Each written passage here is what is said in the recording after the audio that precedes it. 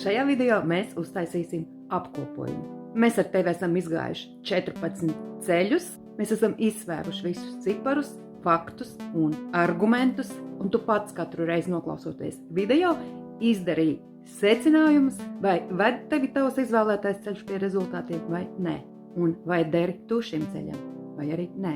Un es tagad vēlreiz nosaukšu tos visus. Un tā, pirmais – loterija, kazino. Otrais – mantojums. Trešais – precības. Ceturtais – ķermeņa pārdošana. Piektais – krimināls. Sestais – piramīda. Septītais – reliģija. Astotais – politika. Devītais – šovbiznes. Desmitais – autorība.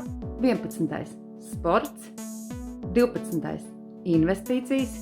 13. – algots darbs. Un 14. – bizness. Uzmanīgi vari paskatīties vēlreiz visus šos video, atcerēties visus par un pret, ko mēs apskatījām. Vēlreiz atkārtoju, izvēle ir tava. Tu pats pieņem lēmumu, pa kādu ceļu iet. Tikai neaizmirsti analizēt un balstīties uz faktiem.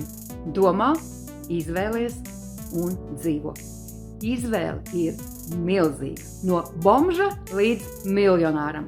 Tu reāli pats visu izvēlies un pats izlem. Bet tiklīdz tu izdarīsi izvēli, atceries, ka tai sekos notikumu ķēde, kura vedīs tev pie noteikta rezultāta. Par šo tēmu mēs turpināsim sarunu arī nākamajā video. Seko līdzi, lai nepalaistu to garām.